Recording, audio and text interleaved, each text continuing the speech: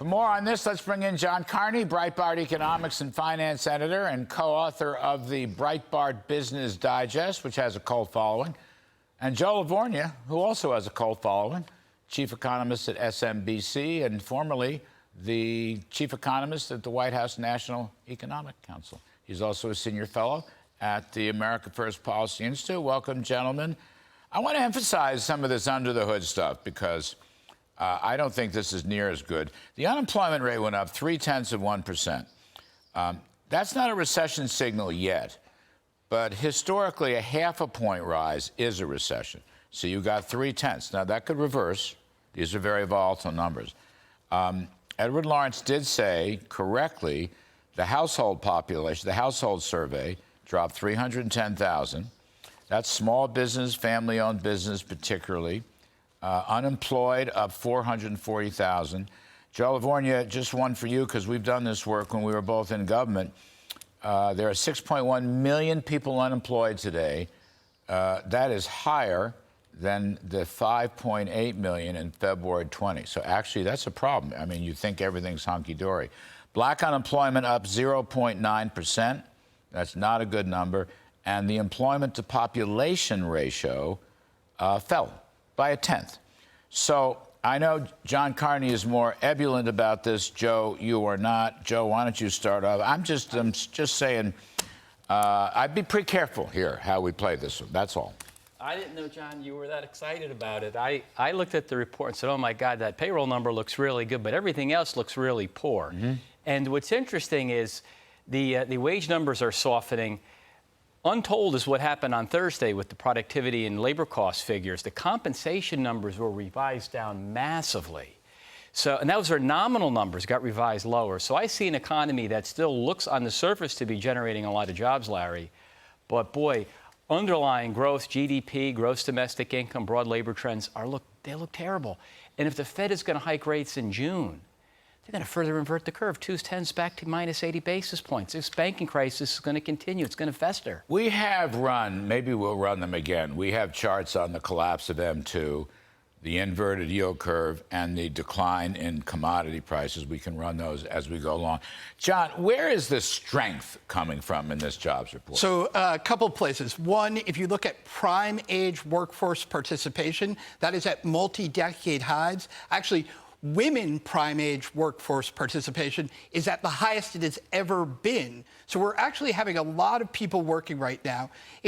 I'm not that worried about the lower wage gains because I think one of the things that's happening is we're growing the labor force by so much, 339,000, that a lot of those were probably lower wage jobs. So this is a compositional effect dragging down the wage number. If I were the Federal Reserve looking at this number, I would be very worried because this is the 14th month in a row in which the jobs numbers have beat expectations. Mm-hmm. 20 out of the last 21 months.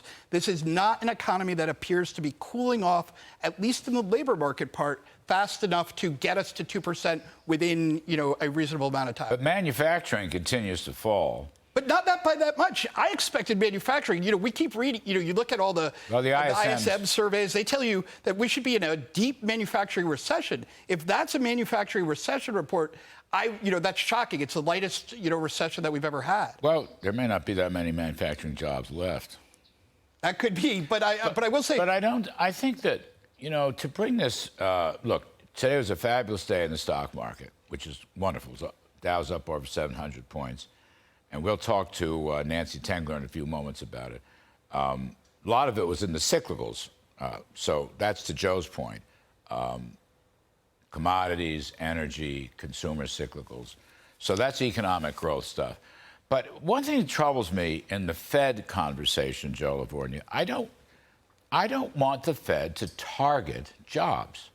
I want them to target prices, okay? And that's the reason that I would prefer to see a pause right now, because commodity indicators have been falling, the money supply indicators have been falling, and the yield curve's been deeply inverted. Now, those models aren't perfect. I get that. There's no such thing. No one's crystal ball, certainly not mine. But I just hate to see them, jobs went up and we got to tighten. Was this, they're opposed to jobs?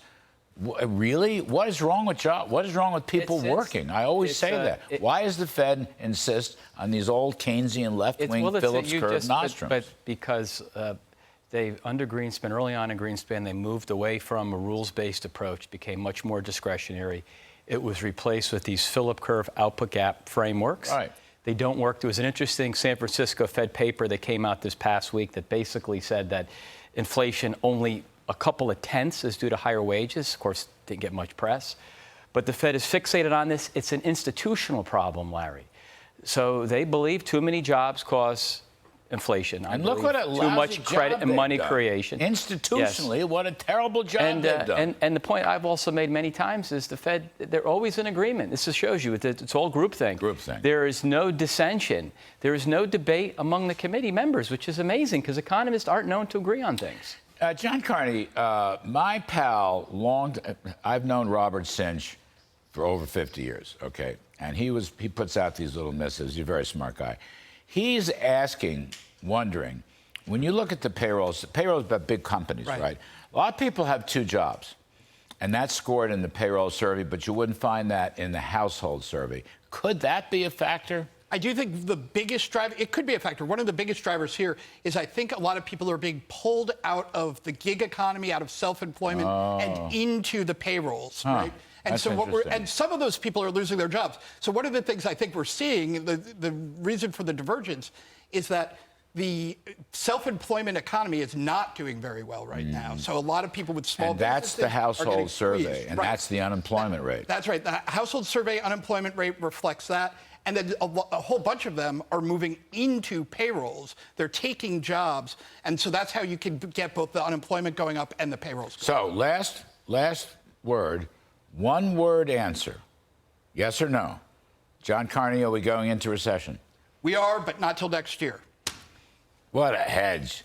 Joe LaVorgna, are we going into recession? Yes, and this year, 3 words. John Carney, Joe LaVorgna, there you have it, folks. Who am I to comment?